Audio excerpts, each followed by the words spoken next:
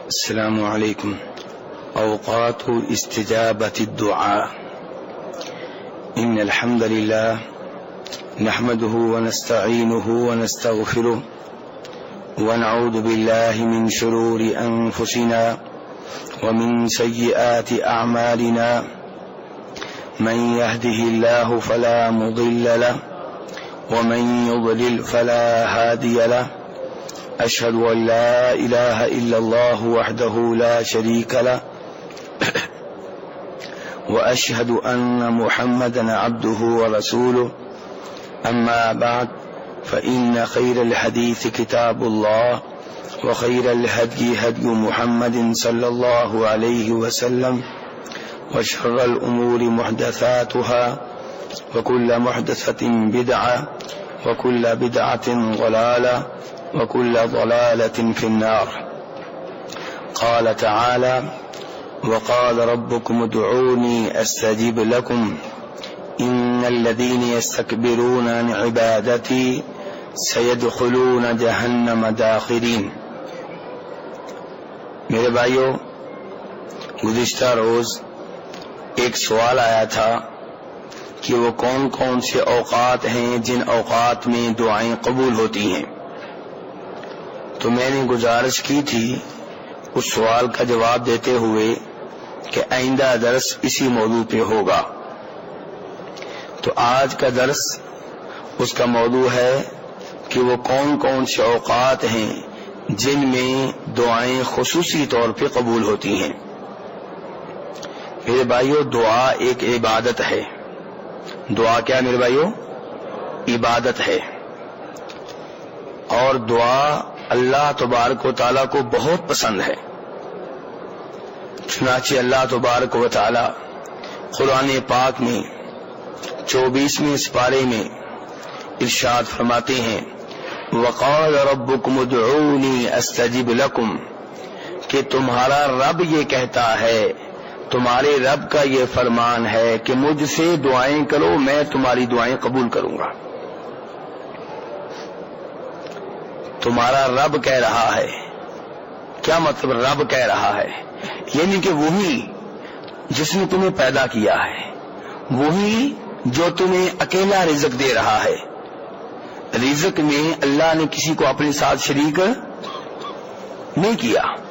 اللہ نے یہ نہیں کہا کہ چونکہ مخلوق بہت زیادہ ہے 90% کو رزق میں دوں گا، 10% کو کوئی اور دے لے، یا ہر انسان کو 90% رزق میں دوں گا، 10% کو اور دے لے. اللہ نے رزق دینے میں کسی کی شراکت پسند نہیں کی. پیدا کرنے والا تنہا ہے، رزق دینے والا تنہا ہے، سب کا وہ تنہا مالک ہے. تو عبادت بھی تنہا اسی کی ہونی چاہیے.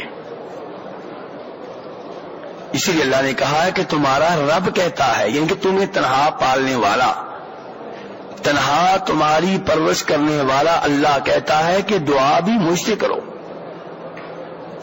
یہ نہیں کہ رزق میں دوں، پالنے والا میں ہوں، مالک تمہارا میں ہوں، پیدا کرنے والا میں ہوں. دعا کی باری آئے، عبادت کی باری آئے تو تم میرے ساتھ کسی اور کو بھی شریک کر لو. جب میں نے تمہیں پیدا کرنے میں اپنے ساتھ کسی اور کو شریک نہیں کیا، تم کو رزق دینے میں نے اپنے ساتھ کسی اور کو شریک نہیں کیا، تو پھر مجھے یہ بھی پسند نہیں ہے کہ عبادت میں تم کسی اور کو میرے ساتھ شریک کر لو. جس کا کھاتے ہیں عبادت بھی اسی کی کریں گے. وقال ربکم ادعونی استجب لکم، کہ تمہارا رب کہتا ہے مجھ سے دعا کرو، مجھے پکارو، میں تمہاری پکار کو، تمہاری دعا کو قبول کروں گا. آگے فرمایا: ان الذین یستکبرون عن عبادتی، کہ وہ لوگ جو میری عبادت سے انکار کرتے ہیں، تکبر کرتے ہیں، بڑے بنتے ہیں، میری عبادت نہیں کرتے، مجھ سے نہیں مانگتے، مجھے نہیں پکارتے. سیدخلون جہنم داخرین، یہ جہنم کی آگ میں ان قریب ذلیل ہو کر داخل ہوں گے. کتنا عجیب معاملہ ہے کہ انسان کو اگر آپ بار بار پکاریں، اس سے بار بار مانگیں تو ناراض ہو جاتا ہے کہ تو روزانہ مانگنے کے لیے میرے پاس آ جاتا ہے. اور اللہ کہہ رہا ہے جو مجھ سے نہیں مانگتا، جو میری عبادت نہیں کرتا، کیونکہ اللہ سے مانگنا اللہ کی کیا ہے؟ عبادت ہے. تو اللہ کہہ رہے ہیں جو مجھ سے نہیں مانگتا، مجھے نہیں پکارتا، یہ متکبر ہے، یہ بڑا بن رہا ہے، اور میں اس کو جہنم کی آگ میں ذلیل کر کے داخل کروں گا. کتنا فرق ہے خالق اور مخلوق میں. خالق کے خزانے اتنے وسیع ہیں، خالق کہتا ہے مجھ سے مانگو، مجھے پکارو. کس وقت؟ کوئی ٹائم مقرر کیا اللہ نے؟ کسی بھی وقت. یہ نہیں کہا کہ عصر سے مغرب تک تم مجھے نہیں پکار سکتے، نعوذ باللہ میں اس وقت سوتا ہوں، نعوذ باللہ اس وقت میں آرام کرتا ہوں. نہیں، جب مرضی پکارو. اچھا جی، پھر کس زبان میں پکارنا ہے؟ کوئی پابندی نہیں ہے. یہاں پہ کیا ہوتا ہے، سعودیہ کا ویزا لینا ہو تو سعودیہ والے کہتے ہیں کہ اپنی ڈگریاں جو ہے عربی میں ترجمہ کرا کر لے کر آؤ، کیونکہ ہمیں انگلش نہیں آتی، ہمیں اردو نہیں آتی. یورپ میں جانا ہو، یورپ والے کہتے ہیں اپنی ڈگریاں کس زبان میں ترجمہ کراؤ؟ انگلش میں. اور اللہ کہتا ہے جس زبان میں چاہو پکارو، جب چاہو پکارو، جہاں سے بھی پکارو، جیسے بھی پکارو. کیا شان ہے میرے رب کی. میرے بھائیوں، ابو داؤد شریف کی حدیث ہے، ترمذی میں آئی ہے، ابن ماجہ میں بھی موجود ہے کہ جناب نعمان ابن بشیر رضی اللہ تعالی عنہ کہتے ہیں کہ فرمایا نبی علیہ الصلوۃ والسلام نے کہ دعا عبادت ہے. دعا کیا ہے؟ بلکہ ایک روایت میں ہے دعا ہی تو عبادت ہے. یعنی کہ دعا بہت بڑی عبادت ہے میرے بھائیوں. اگر کسی وقت آپ دعا کرتے ہیں اور آپ سمجھتے ہیں کہ میری دعا قبول نہیں ہو رہی، تو یہ نہ سمجھیں کہ آپ کا کوئی نقصان ہو گیا ہے، کیونکہ دعا کر کے کم از کم عبادت تو ہو گئی ہے. عبادت تو لکھ دی گئی ہے کہ عبادت کرتا رہا ہے. امام احمد بن حنبل رحمہ اللہ اپنی حدیث کی کتاب میں نبی علیہ الصلوۃ والسلام سے روایت کرتے ہیں کہ جب کوئی آدمی اللہ سے دعا کرتا ہے، اللہ سے کوئی چیز مانگتا ہے، تو اللہ اس کو اس کی مطلوبہ چیز دے دیتے ہیں. کہتا ہے یا اللہ مجھے مکان چاہیے، اللہ مکان دے دیتے ہیں. کہتا ہے یا اللہ مجھے بیٹا چاہیے، اللہ بیٹا دے دیتے ہیں. ورنہ اگر مطلوبہ چیز اللہ نہیں دیتے تو اللہ اس کے بدلے میں کوئی آنے والی مصیبت کو ٹال دیتے ہیں. انسان کہتا ہے میری دعا قبول نہیں ہو رہی، جبکہ اس کو یہ معلوم نہیں ہے کہ اس کے اوپر بہت بڑی مصیبت آنے والی تھی، بہت بڑی وبا بلا آنے والی تھی، اللہ نے اس کو ٹال دیا ہے اس دعا کے بدلے میں. فرمایا اگر یہ بھی نہ ہو تو روز قیامت اس کی دعائیں نیکیاں بن کے اس کے سامنے آ جائیں گی. جب انسان ایک ایک نیکی کی تلاش میں ہوگا، پتہ چلے گا وہ ساری دعائیں اجر و ثواب بن کے سامنے آ گئی ہیں. ہاں جی، دعا کرنے کا کوئی نقصان ہے؟ دعا کرنے کا کوئی نقصان ہے؟ کوئی نقصان نہیں ہے. اچھا مجھے یہ بتائیں کہ کیا اللہ نے یہ کہا ہے کہیں پہ کہ تم سارے مجھے پکارتے رہتے ہو، مجھے کوئی آرام دیا کرو، میرے بزرگ ہیں ان کو پکارا کرو، مجھے کچھ کوئی ریسٹ دو؟ اللہ نے کہا ہے کہیں پہ؟ تو پھر کیوں ہم دائیں بائیں بھاگتے ہیں؟ اللہ کہے مجھے پکارو، اللہ کہے مجھے تم پکارو گے تمہاری پکار کو بھی عبادت بنا دوں گا.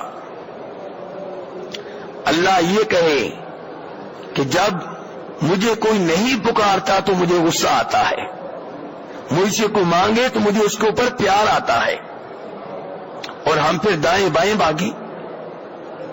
دوسرا سپارہ سورہ بقرہ، اللہ فرماتے ہیں وَإِذَا سَأَلَكَ عِبَادِي عَنِّي فَإِنِّي قَرِيبٌ، کہ جب آپ سے میرے بندے میرے بارے میں پوچھیں، میرے بارے میں سوال کریں، میرے بارے میں معلومات لیں فإنی قریب، تو میں کدھر ہوں؟ میں کدھر ہوں؟ قریب ہوں۔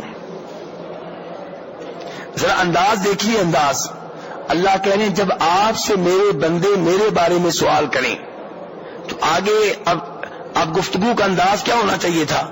گفتگو کا انداز بظاہر میری عقل کے مطابق، آپ کی عقل کے مطابق یہ ہونا چاہیے تھا کہ اللہ کہتے کہ جب آپ سے میرے بندے میرے بارے میں سوال کریں تو آپ ان کو بتا دیں کہ میں قریب ہوں، تو آپ ان کو بتا دیں، لیکن نہیں، اللہ نے واسطے ختم کر دیے، اللہ نے واسطہ ختم کر دیا، کہا جب آپ سے میرے بندے میرے بارے میں سوال کریں تو میں تو قریب ہوں۔ یہ نہیں کہا کہ آپ بتا دیں، یہاں آپ بتا دیں کا واسطہ ختم کر دیا۔ تو اللہ تبارک و تعالی میرے بھائیوں دعائیں سننے کے لحاظ سے قریب ہے، اللہ تعالیٰ دعائیں سننے کے لحاظ سے قریب ہے، دور نہیں ہے، لیکن ذاتی طور پہ اللہ کہاں ہے؟ اوپر ہے، عرش سے بھی اوپر، آسمانوں سے اوپر، لیکن اوپر ہونے کے باوجود اللہ ہر آواز کو سنتے ہیں، ہر آواز کو، اوپر ہونے کے باوجود اللہ ہر چیز کو دیکھ رہے ہیں، اوپر ہونے کے باوجود اللہ کی ہر چیز پہ قدرت ہے، تو اس لحاظ سے اللہ قریب ہے، ورنہ ذاتی طور پہ اللہ کہاں ہے؟ اوپر ہے۔ تو اللہ کہہ رہے ہیں جب آپ سے میرے بندے میرے بارے میں سوال کریں تو میں تو قریب ہوں۔ قریب ہوں کا کیا مطلب ہے میرے اللہ؟ فرمایا اجیب دعوت الداعی، قریب ہونے کا مطلب یہ ہے کہ دعا کرنے والے کی دعا کو قبول کرتا ہوں۔ اذا دعانی، جب بھی کوئی مجھے پکارے، جب بھی پکارے، صبح شام، زور کے بعد، عصر کے بعد، مغرب کے بعد، عشاء کے بعد، جب لوگ سوئے ہوئے ہوں تب بھی، لوگ جاگ رہے ہوں تب بھی، سردیوں کا موسم ہو تب بھی، گرمیوں کا موسم ہو تب بھی، اذا دعانی، جب بھی مجھ سے دعا کریں، جب بھی مجھے پکارے، میں دعا کرنے والے کی دعا کو قبول کرتا ہوں۔ لیکن مسئلہ کیا ہے؟ فرمایا فَلْيَسْتَجِيبُوا لِي، ان کو چاہیے کہ میری بات مانے، میرے احکام مانے، جو میں نے آرڈر دیے ہیں ان کے اوپر عمل کریں، وَلْيُؤْمِنُوا بِي، اور صحیح معنوں میں مجھے مانے، میرے اوپر ایمان لے کر آئیں، اللہ کی قدرت پہ مکمل ایمان ہو، شک و شبہ نہ ہو۔ یہ نہیں کہ بڑھاپے میں اللہ سے بیٹا مانگ رہا ہے، دعا کر بھی رہا ہے اور سوچوں میں بھی پڑا ہوا کہ میں بوڑھا ہوں مجھے اللہ کیسے دے گا۔ جب تجھے دعا کرتے ہوئے شک ہے تو اللہ تجھے کیوں دے؟ خود تجھے شک ہے اللہ کی قدرت پہ، تو سمجھتا ہے کہ چونکہ میں بوڑھا ہوں اللہ مجھے نہیں دے سکتا، تو پھر اللہ تیری دعا کیسے قبول کرے؟ اللہ کہہ رہے ہیں فَلْيَسْتَجِيبُوا لِي، میں دعائیں قبول کرتا ہوں لیکن میری باتیں مانیں، میرے کلام کے اوپر عمل کریں، میرے آرڈرز کی تعمیل کریں، وَلْيُؤْمِنُوا بِي، اور صحیح معنوں میں میرے اوپر ایمان لے کر آئیں، لَعَلَّهُمْ يَرْشُدُونَ، تاکہ یہ ہدایت پا جائیں۔ تو میرے بھائیوں، رب العالمین سے دعا رب العالمین کی عبادت ہے، لیکن کئی دفعہ یہ ہوتا ہے کہ ہم ایسی حرکتیں کرتے ہیں جو حرکتیں دعائیں قبول کرنے کے سلسلے میں رکاوٹ بن جاتی ہیں۔ ہم ایسے گناہ کرتے ہیں جن گناہوں کی وجہ سے دعا قبول، اللہ کے وعدے سچے ہیں، اللہ نے کہا میں دعا قبول کرتا ہوں، اللہ کے وعدے، لیکن جب دعا قبول نہیں ہوتی تو مسئلہ اللہ کی طرف سے نہیں ہوتا، مسئلہ ہماری طرف سے ہوتا ہے۔ مسئلہ کس کی طرف سے ہوتا ہے؟ ہماری طرف سے۔ ایک باپ اپنے بیٹے سے وعدہ کرتا ہے کہ میں روزانہ تمہیں 500 روپیہ خرچہ دیا کروں گا۔ کتنا؟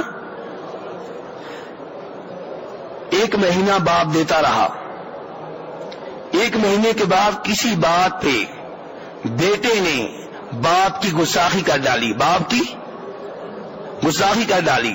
اب اگلے دن باپ نہیں دیتا، اب بیٹا یہ نہیں کہہ سکتا کہ آپ نے تو وعدہ کیا تھا کہ مجھے دیا کریں گے۔ اللہ کا باپ کا وعدہ صحیح تھا لیکن تو نے حرکت ایسی کی ہے کہ اب وہ وعدہ پورا نہیں ہو سکتا۔ تو اللہ کے وعدے سچے ہیں کہ اللہ دعائیں قبول کرتا ہے، لیکن یہ تب جب ہم کو ایسی حرکت نہ کریں جو حرکت دعا قبول کرنے کے سلسلے میں رکاوٹ بن جائے. چنانچہ امام مسلم رحمہ اللہ روایت کرتے ہیں اپنی حدیث کی کتاب میں، فرماتے ہیں کہ فرمایا نبی علیہ الصلوۃ والسلام نے کہ ایک بندہ حالت سفر میں ہے. ایک بندہ کہاں ہے؟ حالت سفر میں، اور سفر کی وجہ سے برا حال ہے. بال اس کے اڑے ہوئے ہیں، غبار آلود ہے، جسم پہ مٹی ہی مٹی ہے، اور دعائیں کر رہا ہے، یا ربی یا ربی یا ربی، اے میرے پروردگار، اے میرے پالنے والے، اے میرے رازق، اے میرے مالک. اب اس کی جو یہ حالت ہے، اس حالت میں دعا قبول ہونی چاہیے، کیونکہ نبی علیہ الصلوۃ والسلام دوسری حدیث میں فرماتے ہیں کہ مسافر کی دعا قبول ہوتی ہے، مسافر کی دعا قبول ہوتی ہے. اب یہ مسافر بھی ہے، اوپر سے مسکینی والی حالت ہے، برا حال ہے. اس حالت میں تو رب دعائیں قبول کرتا ہے، لیکن اس آدمی کی دعا قبول نہیں ہو رہی. کیوں؟ فرمایا نبی علیہ الصلوۃ والسلام نے، کیسے اس کی دعا قبول ہو؟ وَمَطْعَمُهُ حرام وَمَشْرَبُهُ حرام وَمَلْبَسُهُ حرام وَغُذِّيَ بِالْحرام. دعا کیسے قبول ہو؟ جو کھانا کھاتا ہے وہ حرام کی کمائی کا ہے، جو لباس پہنتا ہے وہ حرام کی کمائی سے حاصل کیا ہے، جو دودھ پیتا ہے، جو شہد پیتا ہے، جو شربت پیتا ہے، وہ بھی حرام کی کمائی سے حاصل کیا ہوا ہے. تو مسافر ضرور ہے، مسافر کی دعا قبول ہوتی ہے، لیکن رکاوٹ آ گئی ہے. کیا رکاوٹ؟ کہ کمائی حرام کی ہے. تو میرے بھائیوں، رب کے وعدے سچے ہیں. جب دعا قبول نہ ہو تو مشکل کس کی طرف سے ہے؟ ہماری طرف سے، اللہ کی طرف سے نہیں ہے. اور اگر کوئی آدمی مکمل طور پہ اللہ کی باتیں مانتا ہے، دعا صحیح معنوں میں کر رہا ہے، پھر بھی دعا قبول نہیں ہوتی، تو پہلے بتا چکا ہوں دعا قبول ہونے کی کتنی صورتیں ہیں؟ 3. نمبر 1، جو آپ مانگتے ہیں وہی مل جائے گا. نمبر 2، اس کے بدلے میں کوئی مصیبت ٹل جائے گی. نمبر 3، یہ دعا روز قیامت عبادت بن کے اجر و ثواب کا باعث بن جائے گی. دعا کا گھاٹا کوئی نہیں ہے، نقصان کوئی نہیں ہے. میرے بھائیوں، اب بھائی کا سوال یہ تھا کہ کون کون سی اوقات ہیں جن اوقات میں دعائیں قبول ہوتی ہیں. اب اس سوال کا جواب ایک درس میں دینا ممکن نہیں ہے. اس سوال کا کچھ جواب آج کے درس میں دوں گا اور کچھ کل کے درس میں دوں گا انشاءاللہ تعالی. میرے بھائی، پہلے نمبر پہ وہ کون سا وقت ہے جس وقت میں دعا قبول ہوتی ہے؟ فرمایا رمضان کا مہینہ اور شب قدر، لیلۃ القدر، آخری عشرے کی طاق راتیں، 21ویں، 23ویں، 25ویں، 27ویں، اور یہ 5 راتیں ہیں. اب ان میں سے ہر سال کوئی نہ کوئی رات شب قدر ہوتی ہے. کبھی 21ویں ہوتی ہے، کبھی 23ویں ہوتی ہے، کبھی 25ویں ہوتی ہے، کبھی 27ویں اور کبھی 32ویں. یہ 5 راتیں باری باری شب قدر بنتی ہیں، کبھی وہ کبھی یہ. اس رات جو دعا کی جائے وہ دعا قبول ہونے کا امکان بہت زیادہ ہے. اور یہ ہمیں معلوم ہوتا ہے اس حدیث سے جسے روایت کیا ہے امام ترمذی اور امام ابن ماجہ رضی اللہ رحمہم اللہ نے. کس سے روایت کیا ہے؟ جناب عائشہ سے. جناب عائشہ فرماتی ہیں کہ میں نے نبی علیہ الصلوۃ والسلام سے کہا، اللہ کے رسول، اگر مجھے شب قدر مل جائے، اگر میں شب قدر پا لوں تو میں کیا دعا کروں؟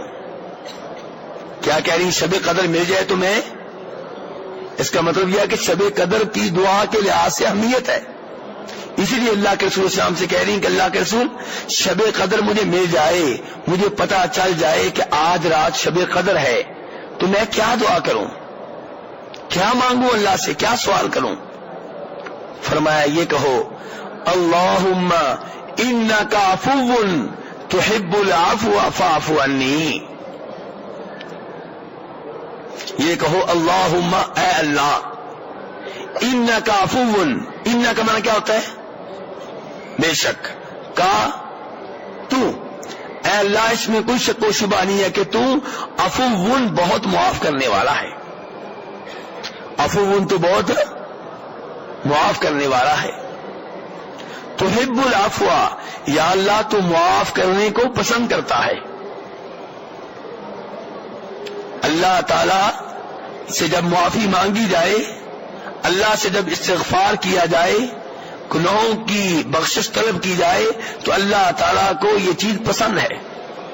اور انسان، آپ کسی کی فیکٹری میں کام کرتے ہو، ایک غلطی کر لیں تو اگر اس کے پاس ملازموں کی کثرت ہوگی تو وہ آپ کو پہلی فرصت میں ہی فیکٹری سے نکال دے گا. آپ معافی مانگتے رہیں، وہ کہے گا مجھے کوئی ضرورت نہیں ہے، کیونکہ اس کے پاس ملازم بہت ہیں. اور اگر تھوڑا سا آپ کا احساس کرے گا تو کہے گا پہلی بار معاف کر رہا ہوں، آئندہ معاف نہیں کروں گا. دوسری بار غلطی ہوگی تو وہ آپ کا منہ دیکھنا بھی پسند نہیں کرے گا، چوکیدار کو آرڈر دے گا کہ میرے کمرے میں گھسنے نہ پائے. ایسے ہی ہے، ایسے ہی میرے بھائی. اور اللہ کو ہم میں سے کسی کی بھی ضرورت نہیں ہے.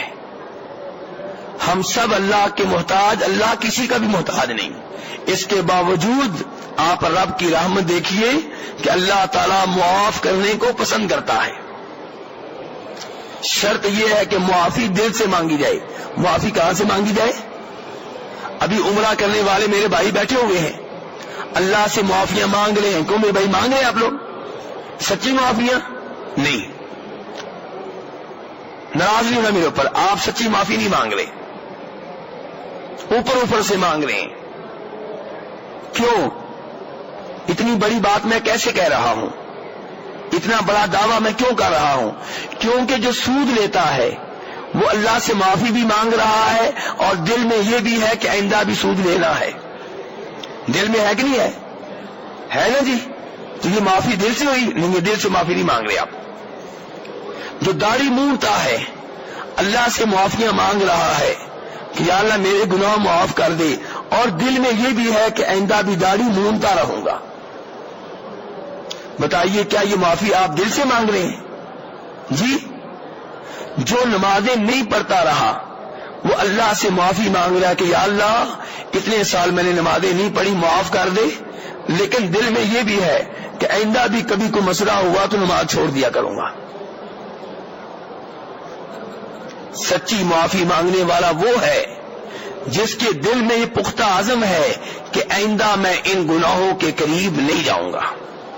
پھر بطور انسان دوبارہ گناہ ہو جائے تو اللہ معاف کرنے والا ہے، لیکن پہلی دفعہ معافی مانگتے ہوئے دل میں یہ ہے کہ اب معاف کر دے، آئندہ بھی گناہ کروں گا، یہ تو پھر اللہ سے آپ مذاق کر رہے ہیں. یہ آپ اپنے آپ کو دھوکہ دے رہے ہیں.